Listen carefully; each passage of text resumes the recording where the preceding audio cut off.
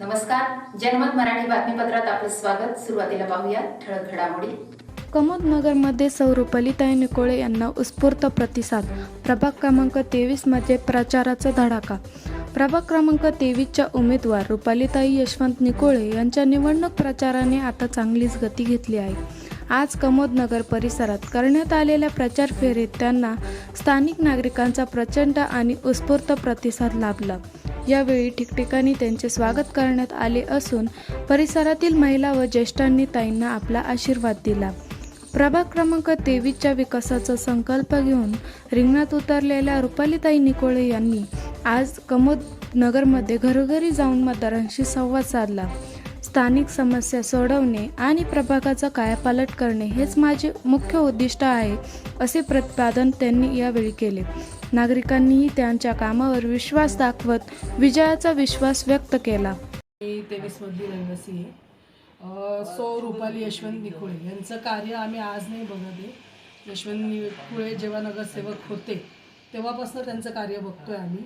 आणि त्याच्यानंतर रुपाली जेव्हापासून नगरसेविका झाली तर आम्ही एक फोन जरी केला की हे काम आहे तर ते ताबडतोब धावत येणारे व्यक्ती. त्याच्यामुळे आम्हाला असाच उमेदवार निवडून हवं आहे की जो आमच्या प्रभागासाठी आमच्या लोकल म्हणजे म्हणतो ना आपण कानाकोपऱ्यातल्या लोकांपर्यंत पोचणारा व्यक्ती असा पाहिजे आम्हाला.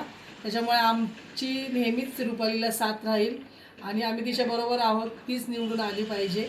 आमचं असं मानस आहे की रामाच्या गावाची आहे ती आणि जय श्रीराम जय जय श्रीराम. यशवंत निकुळेंच्या बरोबरीने सौ रुपाली यशवंत निकुळे हिलाच निवडून द्यावं सगळ्यांनी. प्रभाग क्रमांक 23 मधून मागच्या पंचवर्षीपासून सौ रुपाली यशवंत निकोळे ह्या आमच्या प्रभागाच्या नगरसेविका होत्या. कधीही त्यांना फोन केला तरी त्या येऊन काम करत होतात किंवा फोन नाही उचलला गेला तर कॉलबॅक करत होतात.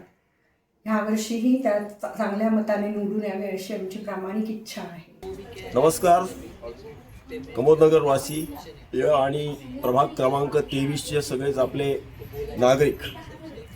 या ठिकाणी प्रभाग क्रमांक 23च्या ST महिला राखीव या प्रभागातून उभ्या असलेल्या आपल्या सगळ्यांच्या लाडक्या सौ रुपाली यशवंत निकोळे ह्या श्री यशवंत निकोळे यांच्या सुविद्य पत्नी असून सौ निकोळे ह्या ठिकाणी आपल्या भेटीसाठी आलेल्या आहेत. तर निकोळेसुद्धा 2012 ते 2017 यावेळी आपल्यासाठी त्यांनी भरपूर कामे केलेली आहेत आणि स्वतः सौ निकोळे ह्या 2017 ते 2022 ला नगरसेविका म्हणून होत्या. त्या आज आपल्या सर्वांच्या भेटीला आणि आपले सगळ्यांचे आशीर्वाद घेण्यासाठी आपली मुलगी म्हणून हक्काने या ठिकाणी आलेल्या आहेत. त्यांनी आतापर्यंतची केलेली कामे जी आहेत ते मी आपल्यासमोर सांगतो की त्यांनी उत्तर महाराष्ट्रातील पहिले अपंगांसाठीचे अटल भवन नारायणी हॉस्पिटल या ठिकाणी केलेले आहे. तसेच आपल्या प्रभागात नागरिकांच्या सुरक्षतेसाठी 2 पोलीस चौक्या उभारल्या आहेत. तिसरं काम त्यांनी असं केलेलं आहे की नाशिकमधील पहिले सिंथेटिक ट्रॅक असलेले छाजेड उद्यान सुरू केलेले आहे.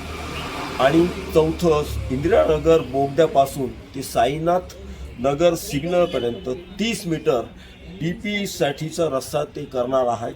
त्याचप्रमाणे DGP नगर ते आंबेडकर नगर हा 18 मीटरचा आयडियल रस्ता विस्तारीकरणाचं काम त्या करणार आहेत.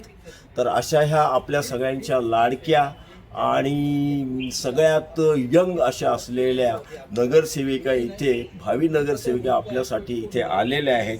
तर दिनांक 15 जानेवारी 2026 या दिवशी त्यांना प्रचंड बहुमताने निवडून द्या. त्यांना आपले आशीर्वाद द्या आणि त्यांना पुढचे कामं करण्यासाठी आपण संधी देऊया आणि आपल्या प्रभागामध्ये ज्या सुविधा आहेत त्या त्यांच्याकडून करून घेऊया अशी मी सगळ्यांना विनंती करतो आणि त्यांना आपले शुभाशीर्वाद द्या मतांच्या रूपाने.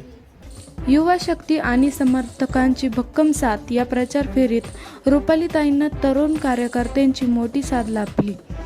यामध्ये सिद्धांत वाघ, मिलिंद सोळंकी, ओम बेंद्रे, रोहित वाजपेयी आणि विनायक कुऱ्हाडे यांनी सक्रिय सहभाग नोंदवत मतदारांपर्यंत पोहोचण्याचे कार्य केले. तसेच सामाजिक क्षेत्रातील सक्रिय कार्यकर्त्या गौरीताई आहेर, सिद्धार्थ काका वाघ आणि देवयानीताई मदाने यांनी देखील उपस्थित राहून ताईंच्या प्रचाराला बळ दिले.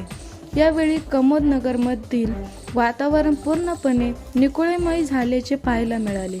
वाढता जनसंपर्क आणि मिळणारा प्रतिसाद पाहता प्रभाग क्रमांक 23 मध्ये रुपालीताई निकोळे यांचे पारडे जड असल्याचे चित्र निर्माण झाले आहे.